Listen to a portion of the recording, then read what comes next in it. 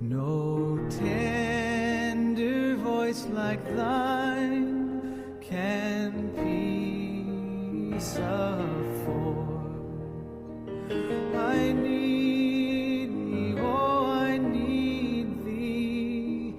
Every hour I need thee. Oh, bless me now, my Savior. I come to thee.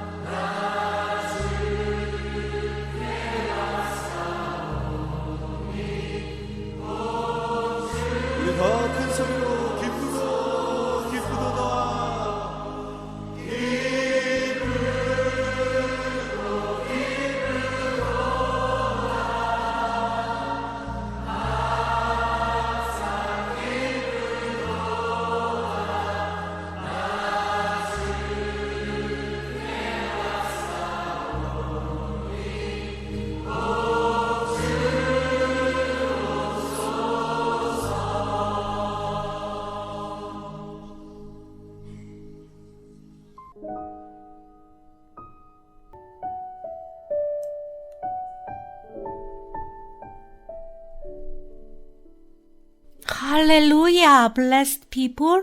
It's always wonderful and precious morning here in Kenya. This is your blessed program, A Letter to the Korean-speaking audience. It is biggest blessing and mercy that we can be a part of this glorious ministry, demonstrated by God Father Himself. So wherever you are, beloved Korean-speaking listeners, welcome all of you. My name is Pastor Professor Hannah Jo. 존귀하신 한국의 청취자 여러분 평안하십니까? 온전히 주님의 도우심에 의지해 오늘도 여러분께 인사드리는 저는 회개와 거룩함 사역회 Jesus is Lord 라디오 팀 목사 조한나입니다. 이 방송을 청취해 주시는 모든 분들을 주님의 이름으로 환영합니다. 오늘 여러분께 전달드릴 말씀은 2019년 12월 21일 케냐 키수무에서 진행된 말씀 폭발 집회 설교의 두 번째 부분이 되겠습니다.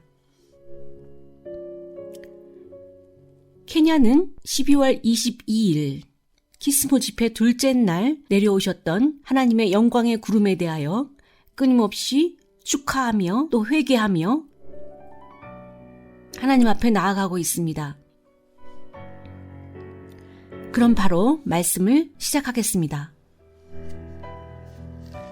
지난 시간에 의로움의 특징에 대하여 말씀을 드렸었는데요. 마지막 부분에 첫째, 이 땅에 의로움이 없기 때문입니다. 그것은 이 땅에서 얻을 수 있는 것이 아닙니다. 인류는 의로움을 얻을 수 없습니다.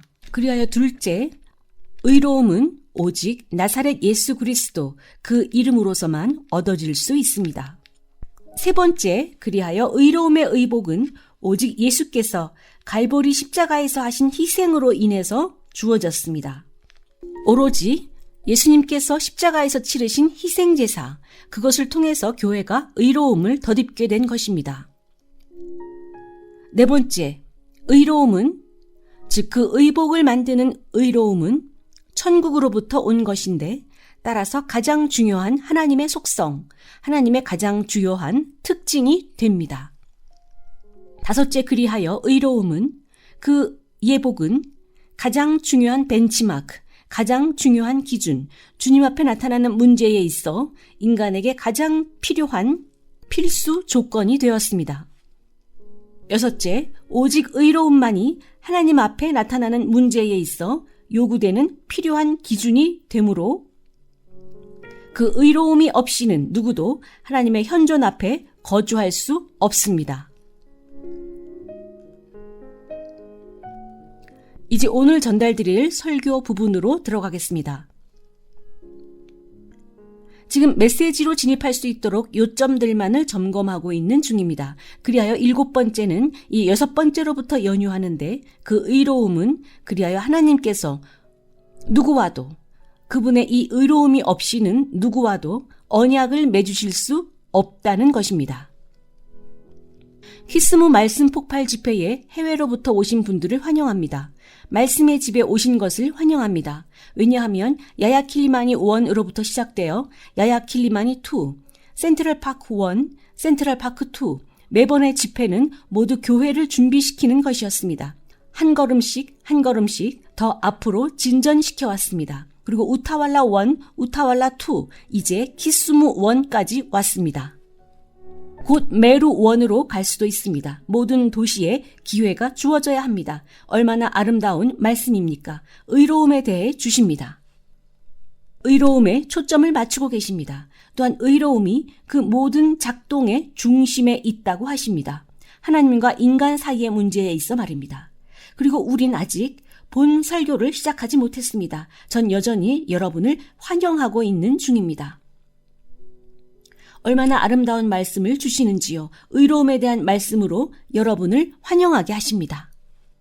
그 7번째로 인한 8번째 포인트는 바로 의로움이 상실되어질 수, 잃어버려질 수도 있다는 것입니다.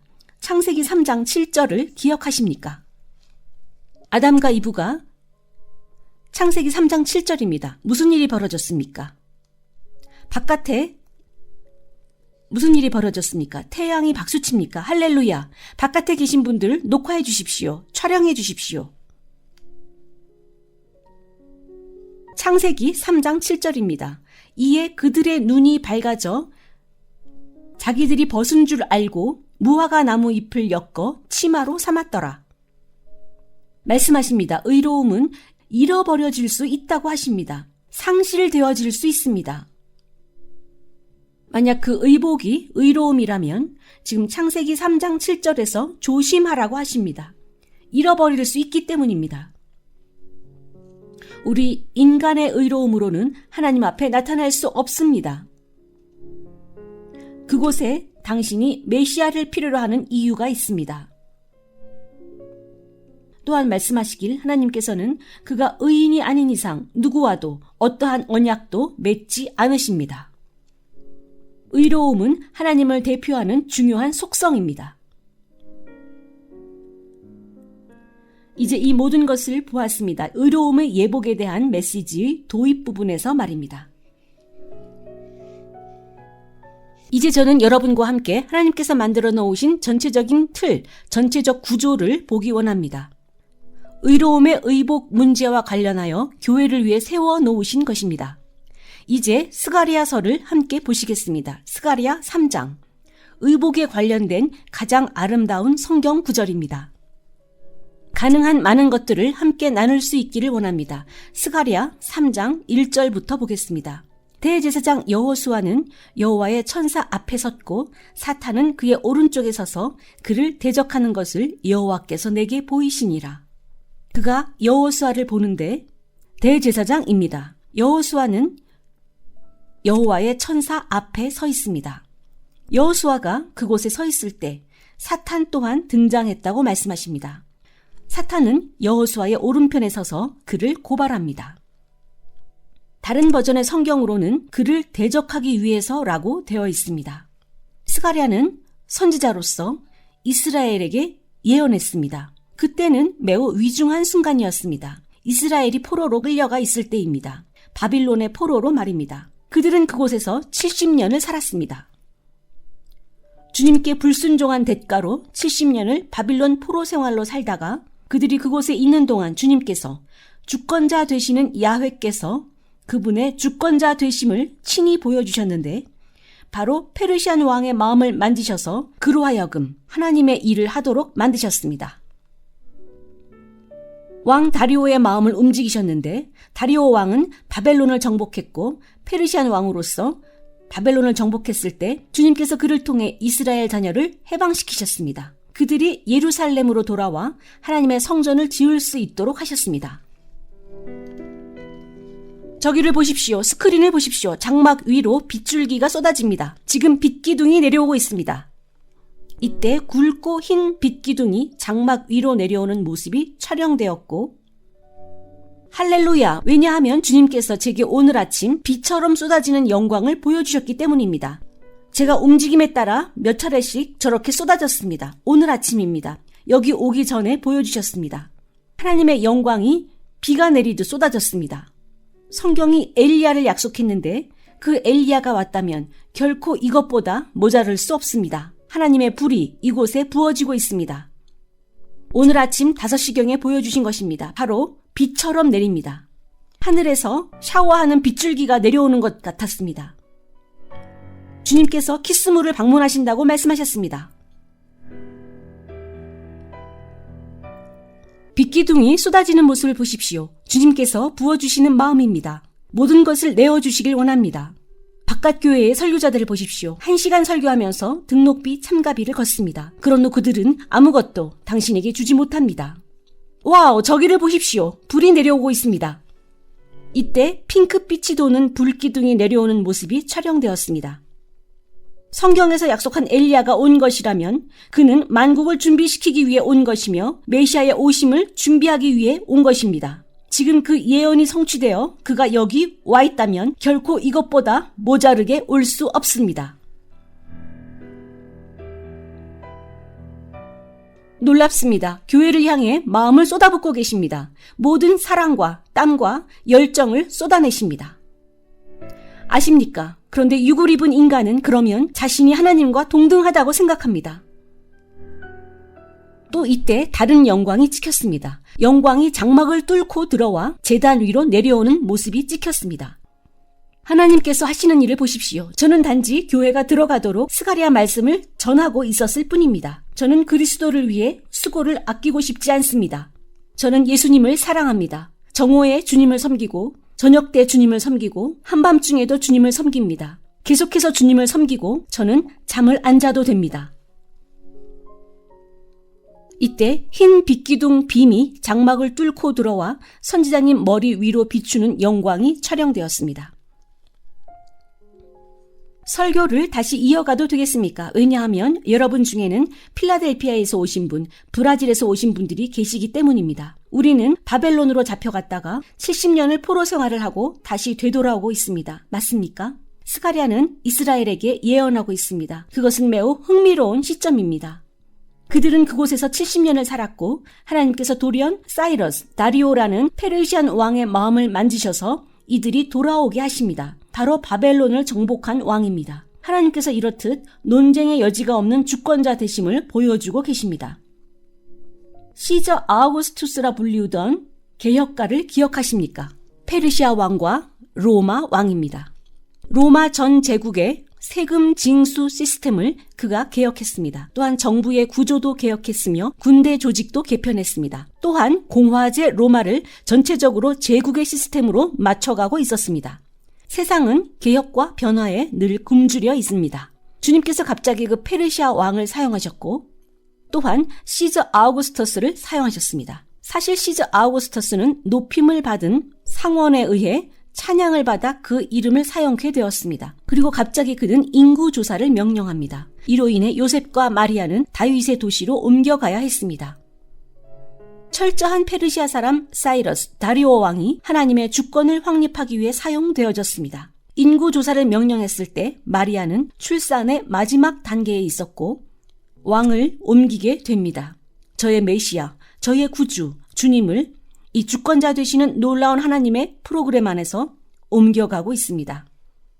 그리하여 다윗의 도시로 왔을 때 마땅히 들어갈 여관이 없었고 이는 제가 오늘 의복을 다루는 데 있어 매우 큰 설명이 되어줍니다. 왜냐하면 성경을 성취하기 위해 그분께서는 메시아가 다윗의 계보를 통해 다윗의 도시 베들레헴에 태어나게 하셔야 했습니다. 미가서 5장 2절의 예언을 맞추기 위해서였습니다. 베들레헴 에브라다야, 너는 유다족 속 중에 작을지라도 이스라엘을 다스릴 자가 네게서 네게로 나올 것이라. 그의 근본은 상고에 영원에 있느니라. 하나님의 주권자 되심을 확증하시기 위해 주님께서는 누구라도 하나님의 아젠다를 실행하는데 도구로 사용하실 수 있으십니다. 동일한 방식으로 주님은 페르시아 사이러스 다리오 왕을 이용하여 그 지역 바벨론 일대를 정복하셨습니다. 또한 그는 가장 불가능해 보였던, 누구도 하지 않을 것 같았던 일인 히브리 노예들을 해방시키는 일을 하게 됩니다. 그들을 풀어주어 예루살렘으로 돌아가 하나님의 전을 재건토록 허락해 준 것입니다. 그로 인해 첫 번째로 5만 명이 먼저 떠나게 되었습니다. 그들이 약속의 땅에 도착했을 때 두 선지자가 동일한 가게에서 나왔습니다. 그들은 동시대에 예언을 했습니다. 한 명은 학개입니다. 그는 그들이 성벽과 성전을 건축하는 일에 관해 말씀을 전했습니다.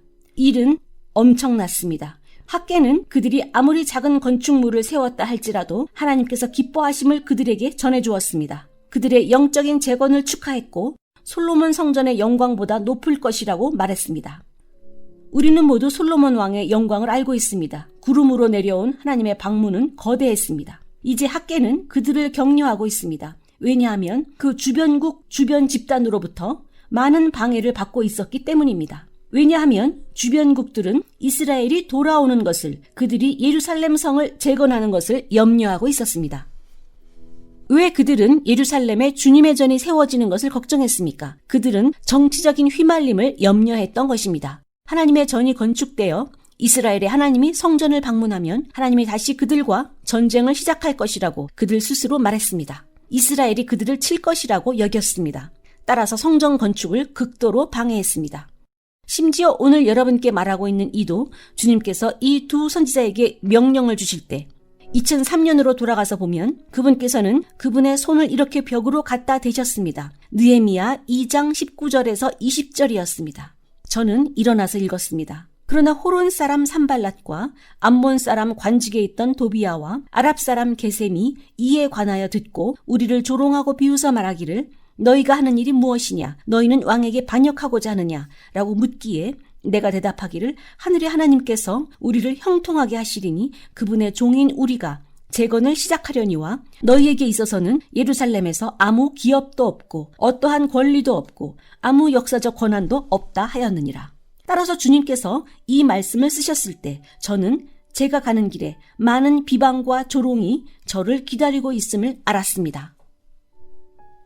2003년의 일입니다. 스가랴가 환상을 보았을 때 우리는 이제 첫 번째 귀환으로 5만 명이 왔음을 보았습니다. 그들은 멀리 바벨론으로부터 와서 예루살렘에 도착했습니다. 그들은 돌과 벽돌로 건축을 시작합니다. 그러나 그들이 건축을 진행함에 따라 그들의 입지가 커집니다. 그리고 어느 지점에 이르러서 그들은 일을 중지해버렸습니다. 15년이나 중지됩니다. 무엇이 벌어졌는지 보십시오. 스가랴와 학개. 두 사람의 나이 차이는 매우 컸습니다. 그러나 그들은 이스라엘을 향해 동시대의 예언을 주었습니다. 학개가 준 약속은 내가 무엇을 하건 하나님께서 그것을 기뻐하실 것이며 상 주실 것이라는 격려였습니다. 기억하십니까? 그들이 그 머나먼 바빌론까지 포로로 끌려갔던 것은 하나님께 불순종했기 때문이었습니다. 즉 학개는 그들을 격려함으로 그들이 하나님과 함께 일하고 하나님을 섬길 수 있음을, 그러므로 주님께서 그들을 축복하심을 믿게 하였습니다. 하나님을 섬기는 것이 하나님께로부터 축복을 받게 한다는 것입니다. 이러한 메시지는 지금 이 세대에도 충만하게 울리고 있다고 저는 생각합니다. 즉 만약 당신이 하나님을 섬기면 그분께서 당신을 축복하실 수 있다는 것입니다. 이런 말씀을 통해 학개는 그들을 격려했습니다. 그러나 또한 동시에 주님께서는 스가랴에게 말씀하셨습니다. 스가랴는 학개보다 훨씬 어립니다.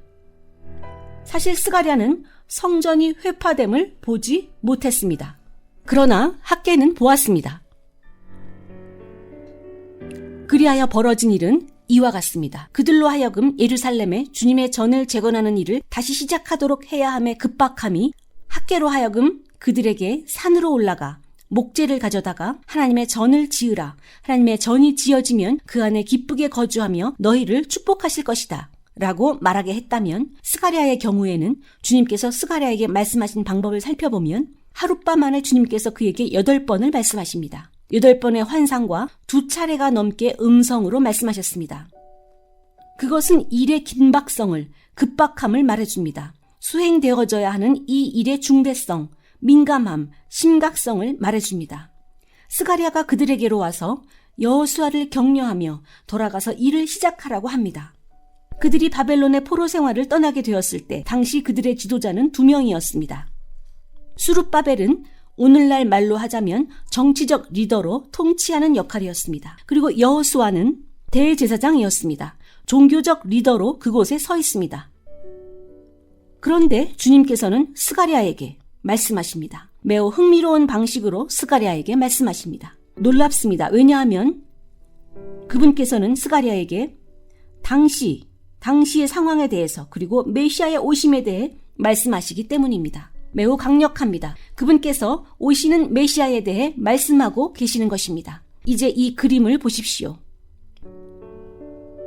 저는 사람들이 떠나는 것을 보기 원치 않습니다. 우선 모두 일어나셔서 영접 기도를 하겠습니다. 제가 다시 설교를 시작하기 전 모두 손을 높이 들고 예수님을 영접하십시오. 말씀 집회에 이렇게 많은 인파가 몰린 것은 처음 봅니다. 보십시오. 끝까지 인파로 넘쳐납니다. 주님께 박수를 보내드립시다. 손을 높이 드십시오. 그분은 위대하시기 때문입니다. 손을 높이 들고 저를 따라하십시오. 큰 소리로 따라하십시오. 강력하신 예수님, 오늘 밤 저는 회개합니다. 그리고 죄로부터 돌이킵니다. 모든 죄를 거절합니다. 오늘 제 마음을 열어 당신을 제 마음 안에 저의 주인으로, 저의 구세주로 영접합니다. 예수님, 오늘 저는 다시 거듭났습니다. 강력하신 예수님 이름으로 기도합니다. 이제 앉으십시오. 이제 제가 평강 가운데 설교를 계속하겠습니다. 그들이 바벨론 노예 생활에서 돌아오게 되면서 그들의 지도자는 종교적 리더로 대제사장인 여호수아와 정치적 리더인 수룹바벨입니다. 그리고 무엇이 벌어지는지 보십시오. 주님께서는 스가랴에게 오셔서 말씀하십니다. 여기 스가랴 선지자가 있고 그는 거기에서 하나님의 천사 앞에 등장한 여호수아 대제사장을 봅니다. 여호수아가 거기 등장해서 스가랴 3장 1절입니다. 잘 따라오십시오. 여기에 의로움의 의복에 대한 비밀이 새겨져 있습니다. 스가랴 선지자가 하나님의 천사 앞에 등장한 대제사장 여호수아를 봅니다. 그가 거기 있는데 사탄이 여호수아의 오른쪽에 등장한 것을 또한 봅니다. 그를 고발하고 반대하기 위해서입니다. 우선 하나님의 천사, 이는 누구입니까? 각각의 그룹들의 정체성을 먼저 파악해 봅시다. 여기 몇 명의 그룹이 등장합니다. 하나님의 천사가 누구입니까? 바로 그리스도 예수. 성육신 되기 이전의 예수 그리스도이십니다. 베들레헴에 오시기 이전 구약에서 그들 앞에 등장하시던 방식입니다. 따라서 이곳에 의복에 대하여 또한 누가 의복을 만들었는지에 대하여도 많은 것들이 내포되어 있습니다. 즉 여호수아가 여기 대제사장으로 서 있는데 또 다른 대제사장, 멜기세덱의 반차를 쫓는 대제사장이 그곳에 있는 것입니다. 따라서 스가랴 선지자는 사실 지금 두 대제사장을 보고 있습니다. 하나는 당시 지금의 대제사장이고 다른 하나는 곧 오실 메시아 대제사장입니다. 말씀이 너무 달콤합니다. 제가 이대로 흘러 의복에 도달할 수 있게 해주십시오. 그리고 여호수아 대제사장이 등장하자 사탄이 동시에 바로 나타납니다. 여호수아를 고발하기 위해서입니다. 따라서 스가랴는 성전을 재건하는 일과 관련하여 벌어지는 일들에 대해 지금 보고 있는 것입니다. 사탄이 여호수아를 고발하기 위해 나타났다는 의미는 스가랴가 지금 법정 안에서의 일련의 과정들을 보고 있다는 것입니다. 여기 고발자가 있고 변호인이 있습니다. 그리고 심판주가 계십니다. 그러나 먼저 이해하시길 원하는 것은 로마서 8장 31절입니다. 그런즉 우리가 이 일에 대하여 무슨 말하리요? 만일 하나님이 우리를 위하시면 누가 우리를 대적하리요? 이곳에 지금 법정 전체 시스템이 있습니다. 여기 고발자 사탄이 있고 변호인이 있습니다. 그리고 재판장이 있습니다. 그런데 더 읽어보시면 재판장이 역할이 바뀌어 우리의 옹호자, 변호인이 되어주십니다. 따라서 누가 우리를 대적할 수 있겠습니까? 만약 주님께서 우리를 위하신다면 말입니다. 따라서 여호수아가 그곳에 서 있고 사탄이 매우 많은 이슈들을 가지고 나옵니다. 당신이 하나님을 부지런히 섬길 때, 하늘이 열리고 영광이 내려올 때, 대적은 언제나 당신을 고발하려 하는 것을 여러분 중 몇 분이나 알고 계십니까? 영광이, 불이 내려오고 불구자가 걷습니다. 그러나 대적이 언제나 찾아와서 여호수아가 한 일을 고발합니다. 여호수아를 모욕하기 위해, 비방하기 위해 그는 지금 왕께 여호수아가 범한 일들을 조명하여 들추기 원합니다. 사탄은 왕께 여호수아는 가치가 없으며 왕이 여호수아를 죽이기를 원하고 있습니다. 여호수아의 삶이 가치 없다고 합니다. 그러나 주님 감사합니다. 하나님께서 우리를 위하시면 누가 우리를 대적하겠습니까? 우리가 이 법정에 등장한 역할들을 보고 있는데 우선 욥기를 먼저 살펴보겠습니다. 천국의 황금 열쇠를 쥐고 있는 이에 의해 준비되어지는 것이 중요합니다. 할렐루야! 하나님의 왕국을 준비하는 얼마나 강력한 방식입니까? 욥기 1장 6절부터입니다. 하루는 여호와 앞에 천사들이 와서 섰는데 사탄도 그들 가운데에 온지라. 상상해 보십시오. 이게 가능하다니요. 여호와께서 사탄에게 이르시되 내가 어디서 왔느냐? 사탄이 대답하되 땅을 두루 돌아 여기저기 다녀왔나이다. 여호와께서 사탄에게 이르시되 내가 내 종 욥을 주의하여 보았느냐? 그와 같이 온전하고 정직하여 하나님을 경외하며 악에서 떠난 자가 세상에 없느니라. 사탄이 여호와께 대답하여 이르되 욥이 어찌 까닭없이 하나님을 경외하리이까? 주께서 그와 그의 집과 그의 모든 소유물을 울타리로 두르심 때문이 아니니이까? 주께서 그의 손으로 하는 바를 복되게 하사 그의 소유물이 땅에 넘치게 하셨음이니이다. 다른 말로 그가 주님을 사랑하는 것은 주께서 그를 축복하셨기 때문입니다. 라고 사탄은 말하고 있는 것입니다.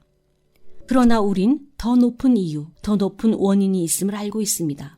즉, 주님이시기 때문에, 주님이심으로 인해 주님을 경배하고 높이는 것입니다. 이제 주의 손을 펴서 그의 모든 소유물을 치소서. 그리하시면 그가 틀림없이 주의 얼굴을 대하여 주를 욕할 것입니다. 여호와께서 사탄에게 이르시되 내가 그의 소유물을 다 내 손에 맡기노라. 다만 그의 몸에는 내 손을 대지 말지니라. 주님께서 무엇을 말씀하십니까? 스가랴가 지금 이 환상, 이 예언을 보고 있는데 여호수아가 하나님의 천사 앞에 서 있고 그는 그리스도 자신이십니다. 그리고 사탄이 나와 그를 고발하고 반대합니다. 저를 놀라게 하는 것은 여러분들이 사탄을 너무 많이 두려워한다는 것입니다. 왜 그러십니까? 여러분들은 늘 사탄이 하나님과 동등하다고 생각합니다. 아닙니다. 그는 사실 하나님에 의해 창조되었습니다. 또한 우리가 여기서 배우는 것은 그의 힘이 제한적이라는 것입니다. 제한적입니다. 여러분들은 언제나 놀랍니다. 왜 공포에 빠집니까? 아닙니다. 우린 그를 우리 발 아래에 밟아놓고 시작해야 합니다. 그리고 그에게 말해줍니다. 너 불공이 하늘에서 떨어지는 것을 아느냐? 내 끝날이 가까이 왔다. 그의 힘은 제한적이며 내 하나님으로부터 허락되어져야 가능함을 우린 이로써 알 수 있습니다. 오로지 내 하나님께서 그에게 허락하시는 한입니다. 왜냐하면 여기 여호수아가 나타났는데 기억하십시오. 이는 요단강을 건너간 그 여호수아가 아닙니다. 그리고 이제 2절 스가랴 3장 2절입니다. 여호와께서 사탄에게 이르시되 사탄아 여호와께서 너를 책망하노라. 예루살렘을 택한 여호와께서 너를 책망하노라. 이는 불에서 꺼낸 그슬린 나무가 아니냐. 스가랴가 보는 예언 안에서 주님께서 권위를 가지시고 사탄을 책망하십니다. 이 대제사장을 위해서입니다. 그리고 그에게 예루살렘에 대한 택하심을 선언하십니다. 예루살렘은 하나님의 택하심을, 즉 예루살렘은 그의 백성과 대제사장과 함께 선택되었다는 것이며 따라서 내가 건드릴 수 없다고 하십니다. 예루살렘은 선택하셨음을 선언하십니다. 그 약속이 여호수아를 보호하고 있습니다. 주님 앞에서 예루살렘에 대한 선택하심입니다. 여러분들 중 누가 선택하심을 입었습니까? 그렇습니다. 여러분은 그의 택하신 백성입니다. 하나님의 거룩한 나라입니다. 우리는 지금 의복을 향해 가고 있습니다. 이는 불에서 꺼낸 그슬린 나무가 아니냐. 의로움의 의복을 설계하고 계획한 청사진의 프레임, 큰 틀을, 큰 구조를 살펴보려고 합니다. 그것은 아름다운 구조입니다. 기뻐할 만합니다. 왜냐하면 여기 심각한 청소, 엄중한 깨끗이함이 등장하기 때문입니다. 정결화 작업입니다. 할렐루야!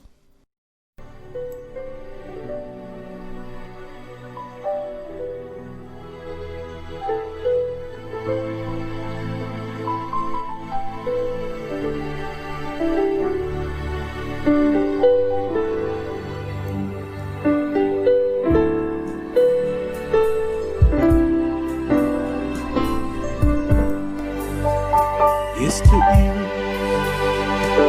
I traveled around the world. My heart had lost its joy and its song, but then grace, it placed me right where I belong.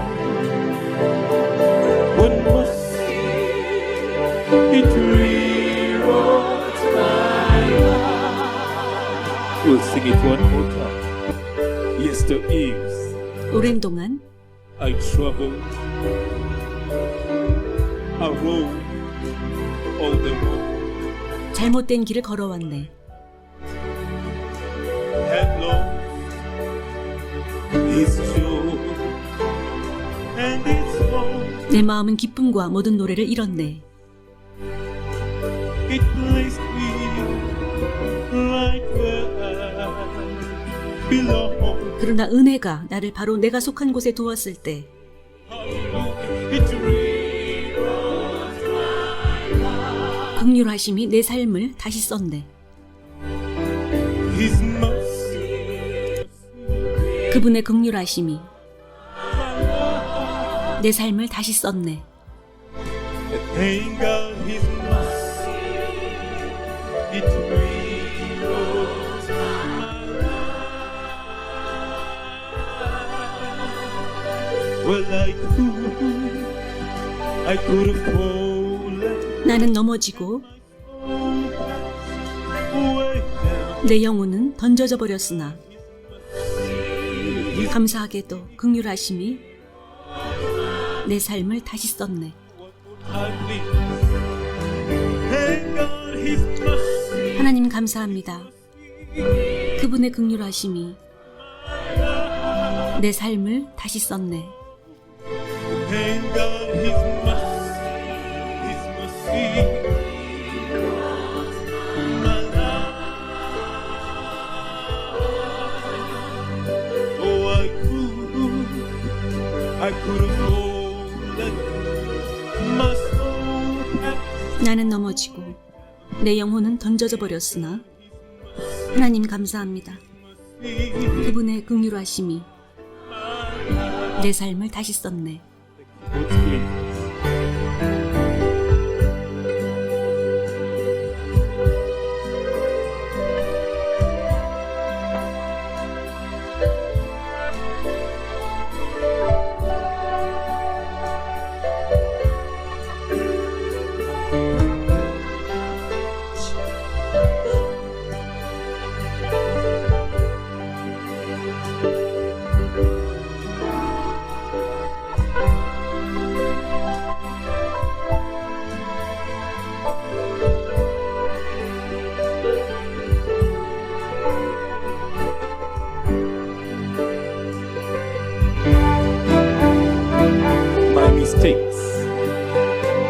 that day.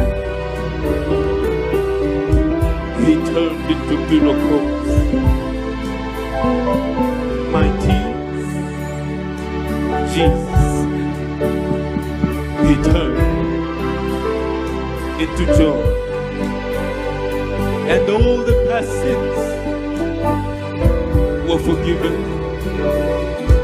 And a new name was written. And it said, His mercy, it rewrote my life. Let's do it one more time. My mistakes that day, He turned into miracles. My tears, 나의 잘못을 그분께서 기적들로 바꾸셨고 He turned into joy. 내 눈물을 기쁨으로 바꾸셨네. 모든 지난 죄악들이 용서되었고 And a new name was written. 새로운 이름이 쓰여졌네. His mercy, 그분의 긍휼하심이 내 삶을 다시 썼네. thank God, His mercy, His mercy. My life. Oh, praise God, that mercy, His mercy. My life. Well, I could have fallen, and my soul passed away. But hallelujah, mercy, His mercy. Sing it one more time now, please. Thank God, His mercy, His mercy. My life. Oh, praise God. It rewrote my life. Oh, I could have fallen, and my soul passed away. But thank God, mercy, His mercy. Let's sing it one more time, please. Thank God, His mercy, mercy.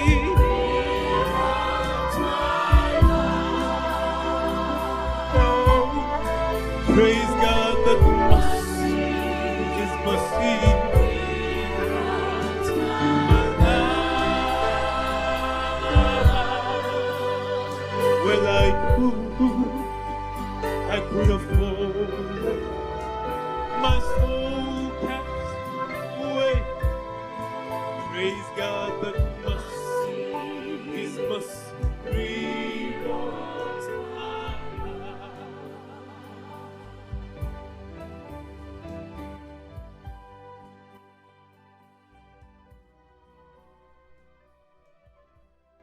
당신에 대한 선택하심이 있다고 하십니다.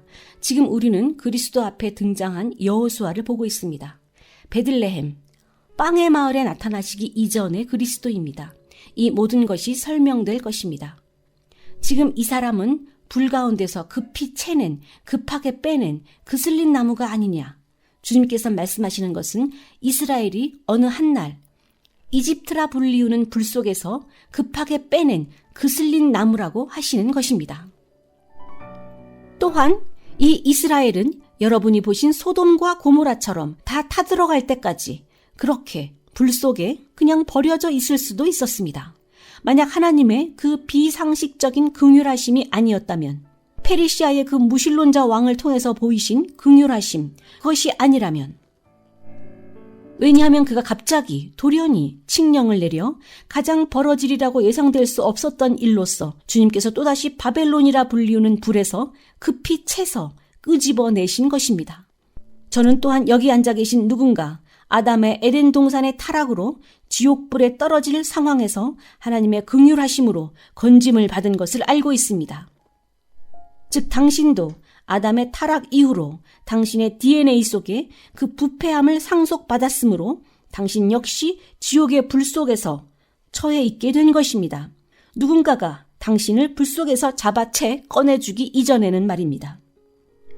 이 의로움의 예복에 대한 여정에서 주님께서 말씀하시는 것은 무엇입니까?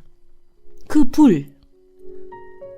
불에서 꺼냈다고 했을 때 그 불은 여기서 죄입니다. 그 불은 죄입니다. 여기서 스가랴가 본 불은 죄입니다. 그리고 그 불에 타고 있는 나무는 다 타버릴 때까지 그냥 그렇게 놓여 있을 수 있습니다. 이 불에 타는, 불에 그슬리는 나무는 죄인입니다. 그리고 그를 잡아채 꺼내는 것은 예수님의 놀라운 구속의 은혜입니다. 지금 박수친 사람들을 영원히 축복합니다. 따라서 불 속에서 그 불타던 나무를 끄집어 채내는 행위는 사실 그 나무 자신의 능력과는 아무런 관계가 없습니다. 스가랴가 보고 있는 이 놀라운 대화, 이 환상, 이 예언의 전 과정 동안 여호수아는 마지막까지, 오늘 우리가 도달할 그 지점까지 한마디도 하지 못합니다. 우리는 10절까지 나갈 것입니다. 걱정 마십시오. 제가 여러분과 함께 있습니다. 우리는 아직 2절, 3절에 와 있을 뿐입니다. 이 말씀을 보십시오. 만약 당신이 의로움의 예복에 대한 구조를 살펴보기 원한다면, 의로움의 예복에 대한 틀, 그 구조를 살펴보기 원한다면 바로 여기 있습니다. 불 속에서 잡아채내는 것은 그리스도에 의해 행해졌습니다. 여호수아는 한마디도 한 게 없습니다. 제가 우선 보편적인 일반 사실들에 대해 살펴보길 원합니다. 여러분을 도울 의로움에 대한 소개 차원에서 말입니다. 불은 매우 명확하게 어린 아이들까지 포함해서 그게 불인 것을 모두 알아봅니다. 첫째, 모든 사람이 그게 불인 것을 압니다.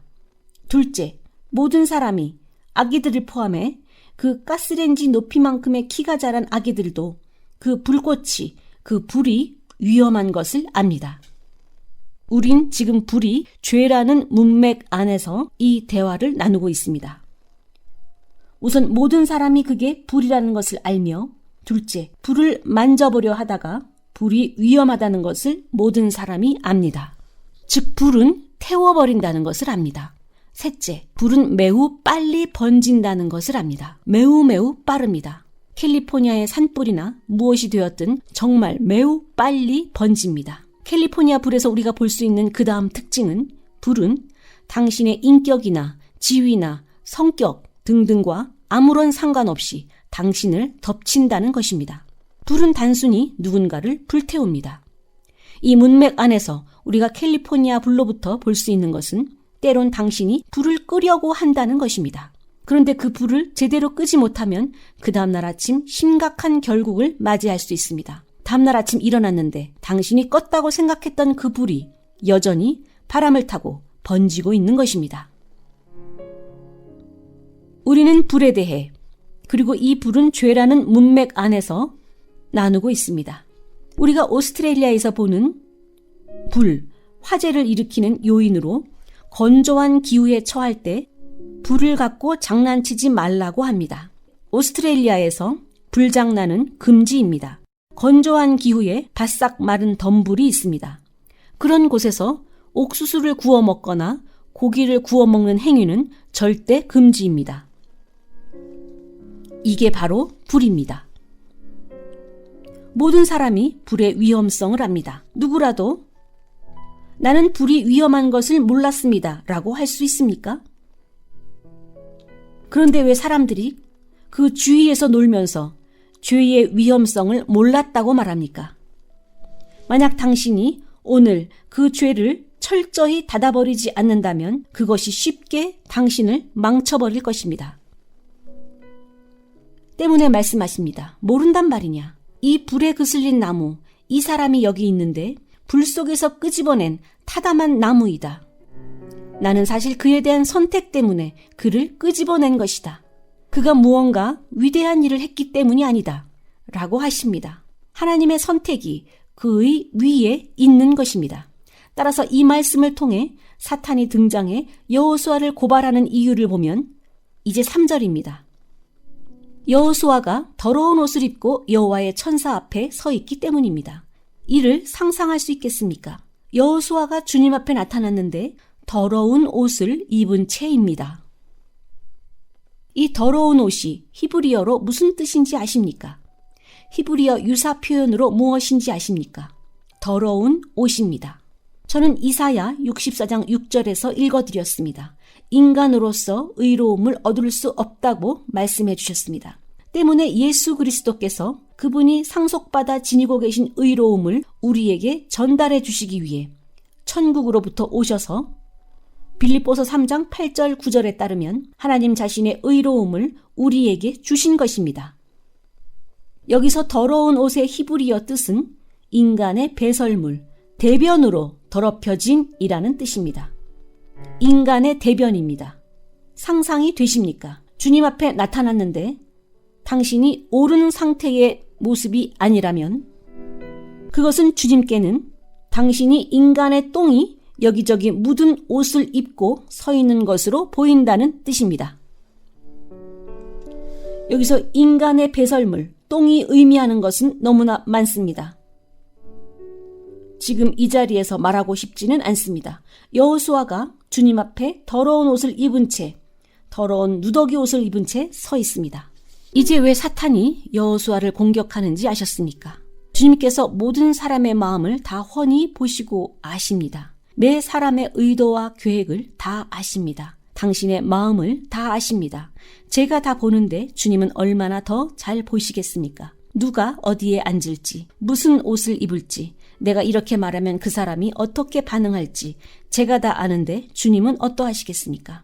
여호수아는 그런 더러운 상태로 주님 앞에 서 있습니다. 따라서 이런 문맥에 의거하면 사탄이 와서 여호수아를 고발하는 것은 지금 사실을 말하고 있는 것입니다. 주님께서는 당신의 마음속을 다 보시고 아십니다. 따라서 사탄이 그 자리에 와서 거짓말로 고발할 수는 없습니다. 지금 사탄은 그곳에 나타나서 당신이 저지른 일들을 하나하나 고발하고 있는 것입니다. 왜 이자의 옷이 이렇게 더러운지 말입니다. 더욱 큰 그림을 보여드리겠습니다. 하나님의 대제사장 그리스도가 계신데 그분께서 여호수아의 이 더러운 옷을 제하시려고 하십니다. 메시아께서는 자신의 영화로운 옷으로 바꾸려 하시는 것입니다. 그분의 영화로운 의복을 여호수아에게 전이시켜주고자 하십니다. 여호수아는 여기서 이스라엘 전체를 대표하는 대제사장입니다. 이 여호수아는 동시에 교회 전체, 목사들, 성도들, 교회를 대표하기도 합니다. 따라서 메시아께서 지금 여호수아의 더러운 옷을 본인의 영화로운 옷과 바꾸려 하시는 것입니다. 네. 여러분은 제가 스웨딩 클로즈, 땀에 젖은 옷을 말씀드린 이후에 이 부분에 대한 이해가 더 잘 되시겠습니다. 그분 자신의 영화로운 의복과 바꾸시는 것입니다. 그리고 그분께서는 그 더러운 옷을 가지고 십자가로 가셨습니다. 그 더러움은 지독합니다. 그것은 피, 보혈 더하기 그 이상입니다. 메시아께서 그분의 영광으로 바꾸셨습니다. 이것이 여기서 벌어진 일입니다. 더 큰 방면에서 이것을 설명드리겠습니다. 4절입니다. 천사가 그의 앞에 선 자들에게 이르시되 그의 더러운 옷을 벗기라 하시고 그 후 그분께서 여호수아에게 이르시되 보아라 내가 내 죄악을 제거하여 버렸으니 내게 아름다운 옷을 입히리라. 할렐루야. 저를 주목하십시오. 이스라엘의 대제사장은 욤키푸르 대속죄일 전날 밤 내내 잠을 안 잡니다. 대제사장은 잠을 안 자고 회개합니다. 그 자신의 죄를 밤새도록 회개합니다. 다른 제사장들은 의무적으로 그날 밤에 교대로 대제사장과 함께 기도하고 회개하며 그를 돕습니다. 한 그룹이 끝나면 다른 그룹이 교대로 와서 또 대제사장을 도와 함께 회개 기도합니다. 계속 교대로 그렇게 하는데 왜냐하면 그 다음 날은 대속죄일로 대제사장이 들어가야 하기 때문입니다.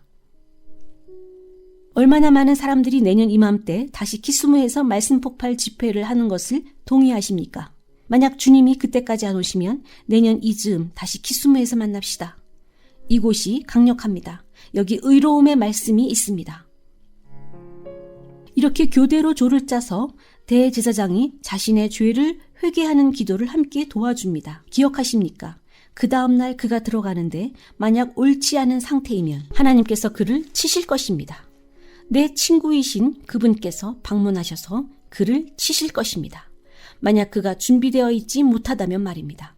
때문에 그 전날 밤새 준비하는 것입니다. 그리고 욤 키프루 당일이 되면 모든 이스라엘 백성이 성전을 중심으로 모입니다. 때문에 그날이 큰 날입니다. 성전 주변으로 모입니다. 대제사장은 다른 돕는 제사장들에 의해 구별된 가려진 장소로 가게 됩니다. 왜 이렇게 그가 준비해야 합니까? 바로 이제 주님 앞에 나타나야 하기 때문입니다.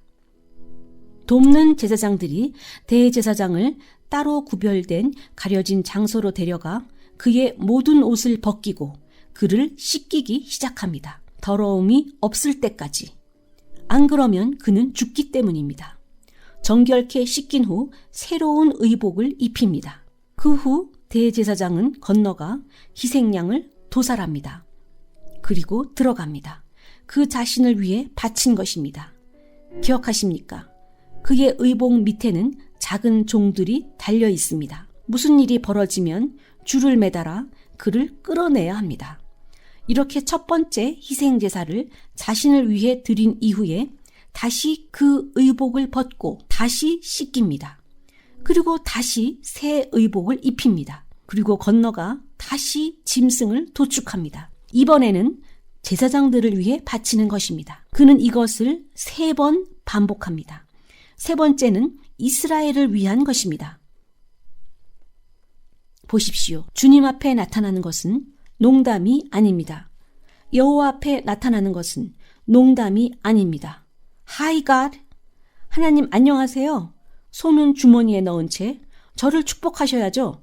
그렇게 할 수 없습니다. 여기서 놀라운 것은 여호수아가 더러운 옷을 입고 나타났는데 단지 한 번의 선언으로 인해 여호수아는 한마디도 안 했습니다. 그러면 우선 메시아께서 깨끗이 하신 이 더러운 의복에 대해 좀 더 살펴보아도 되겠습니까? 너희 죄가 내게는 문둥병 같다고 하신 것을 기억하십니까? 문둥병입니다. 피부 전체 온몸에 문둥병입니다. 문둥병 사진을 화면에 띄워줄 수 있겠습니까? 이는 죄의 심각성과 주님 앞에 나타남의 중대성에 대한 매우 중요한 말씀입니다. 때문에 제가 여기 있습니다. 죄는 주님께는 문둥병과도 같습니다. 문둥병은 피부 위에 이렇게 곰팡이처럼 핍니다. 화면에 보이는 저것이 문둥병입니다. 끔찍한 고통이 여러분은 상상될 것입니다. 우리가 죄 속에서 주님 앞에 나타나면 주님은 우리를 저렇게 보십니다. 강대한 이 두 선지자가 저 문둥병을 만졌을 때 허물벗듯 벗겨져 나갔습니다. 내 귀한 딸, 그녀는 문둥병인 동시에 또한 절름발이었는데 그것도 치유받았습니다. 문둥병은 저렇게 피부 겉으로 보이지만 죄는 속에 있는 질병입니다. 문둥병이 전염되듯 죄도 전염됩니다. 문둥병자는 스스로 고칠 수 없습니다. 예수님께서만 고쳐주실 수 있었습니다. 오직 예수님만 죄를 깨끗이 해주십니다. 이 더러운 옷이 문둥병과 같은 이유입니다. 문둥병자는 당시 부정하다 소리치며 다녀야 했습니다. 사람들이 듣고 피하도록 말입니다. 메시아께서 단번의 명령으로 그의 더러운 옷을 제거하시고 이 장면에서 또 다른 그룹이 시중드는 천사들이 등장합니다. 그들은 메시아를 시중드는 천사들로서 그들에게 명령하셔서 더러운 옷을 벗기고 아름다운 새 의복을 입히게 하십니다. 하나님의 천사 그리스도는 그곳에서 이 전 과정을 감독하십니다. 메시아께서 명령하심으로 죄악이 제거되고 의로움의 새 의복이 입혀졌습니다. 오직 메시아께서만 죄를 제거하실 수 있으십니다. 우리는 이 과정이 오로지 십자가와 보혈에 의해서만 가능함을 알고 있습니다. 놀랍습니다. 스가랴는 여기서 실은 십자가의 일을 본 것입니다. 죄악의 제거입니다. 한 사람의 불순종으로 인해 죄가 한 사람에게 들어왔고 그리고 모든 사람에게 들어갔으며 사망도 모든 사람에게 이르렀습니다. 그러나 여기 한 사람이 순종하셨고 생명을 갖고 오셔서 모든 사람을 구하셨습니다. 믿는 자들입니다. 저는 의복으로 들어가기 이전에 하나님께서 마련해 놓으신, 설정해 놓으신 전체적 틀, 전체적 구조를 보기 원한다고 말씀드렸습니다. 시중두는 천사들에 의해 새 의복을 입은 여호수아는 정체성이 바뀌었습니다. 그리고 이 행위로 인해 메시아께서 사탄을 그 권한으로 뒤엎게 되셨습니다. 사탄이 고발하러 왔지만 그분께서 사탄이 한마디도 못하게 해주셨습니다. 주님께서 당신을 많이 사용하셨습니다. 천국을 열고 영광이 이 아름다운 텐트, 장막을 뚫고 내려옵니다. 그러면 사탄은 언제나 매우 빠르게 당신을 고발하러 동시에 나타납니다. 여호수아가 저지른 일들을 조목조목 주님 앞에 밝히고자 합니다. 사탄이 언제나 이렇게 한다는 것을 알고 계신 분이 얼마나 됩니까? 그러나 주님께서는 훨씬 강대하십니다. 바로 이렇게 명령하십니다. 매우 명쾌하십니다. 그의 더러운 옷을 벗기라. 그리고 여호수아에게 보라, 내가 내 죄악을 제거하였다. 그리고 아름다운 의복을 내게 입혔다. 이렇게 말씀하십니다. 그 후에 내가 말하길 그의 머리에 정결한 관을, 터번을 씌우소서 하니 그들이 정결한 관을 그의 머리에 씌우고 옷을 입히니 여호와의 천사는 곁에 섰더라. 주님께서 이 대화를 통해 말씀하시는 영화로운 의복은 무엇입니까? 5절입니다. 여기 보십시오. 말씀하시길 제가 여러분께 보여주려던 동일한 것입니다. 저는 미리 말씀드리는 경향이 있습니다. 왜냐하면 주님께서 당신에게 말씀하실 때 제가 지금 말씀드리는 것은 다른 차원의, 다른 수준의 대화입니다. 아십니까? 저의 수준, 주님께서 저와 함께 하시는 차원은 행성을 새로 창조하실 때 그 구조 위에서 빚으시고 배열이 맞는지 보실 때 참여시키십니다. 저를 개입시키십니다. 심지어 인간은 결코 도달할 수 없는 우주 공간으로 데려가시기도 합니다. 센트럴파크 집회 이전 일입니다. 주님께서 저를 우주로 데려가셔서 그분이 하신 일이 놀랍습니다. 이 선지자를 앉히시고 그분도 거기 계십니다. 그리고 그분의 어깨로 제 어깨를 툭툭 치시며 말씀하셨습니다. 보라, 그 예언을, 제가 발표한 그 예언을 기억하십니까? 그리고 손가락으로 이렇게 가리키시며 소리치셨습니다. 저 사람이 엘리야다. 저 사람이 엘리야다. 주의하라. 이제 조심하라. 그분께서 지구에 이렇게 경고하셨습니다. 그분께서 이렇게 말씀하시며 저를 보셔서 저도 함께 손가락으로 가리켰습니다.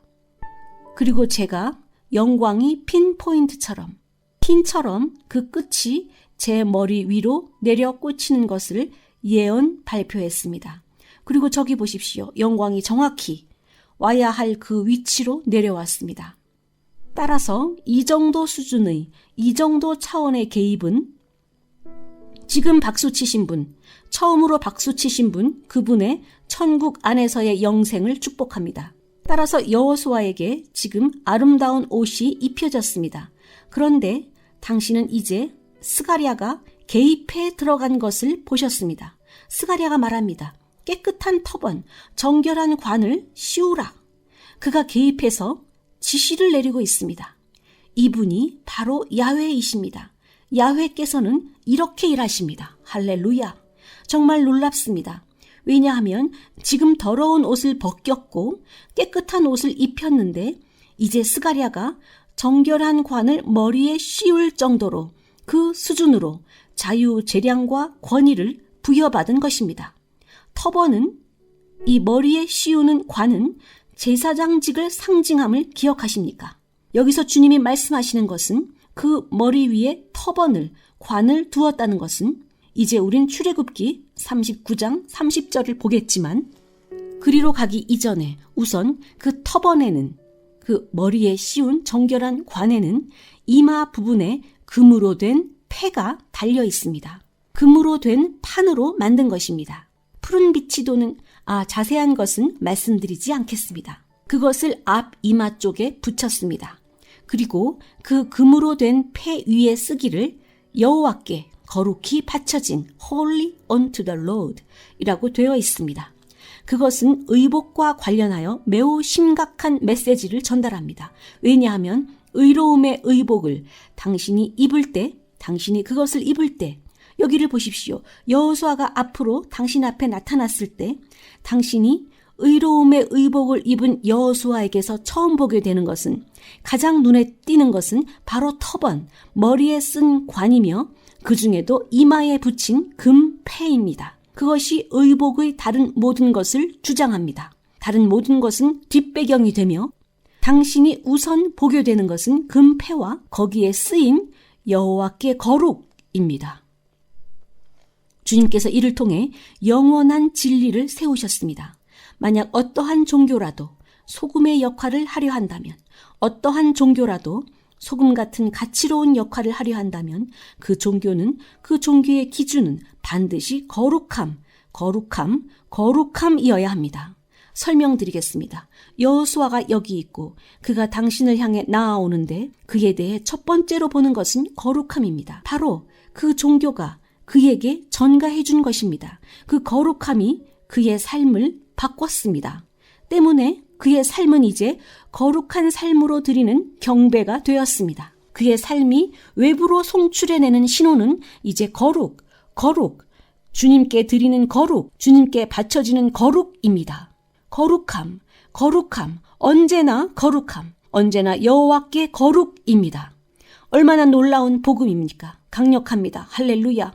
복음이 계속되어야 합니다. 예수님의 복음, 성령의 불, 의로움의 복음, 정결하의 복음, 영화로운 의복의 복음. 키스무 2019년 말씀 폭발 집회는 강력합니다. 내년에도 다시 옵니다. 아직 우린 말씀의 도입 부분에 있을 뿐입니다. 내일 설교의 본체가 나누어질 것입니다. 설교의 본론에서 우리는 영화로운 의로움의 계단을 올라가 의로움으로 들어가는 것에 대해 다룰 것입니다. 할렐루야. 찬양을 듣고 계속하겠습니다. 의로움의 예복입니다. 메시아께서 오십니다.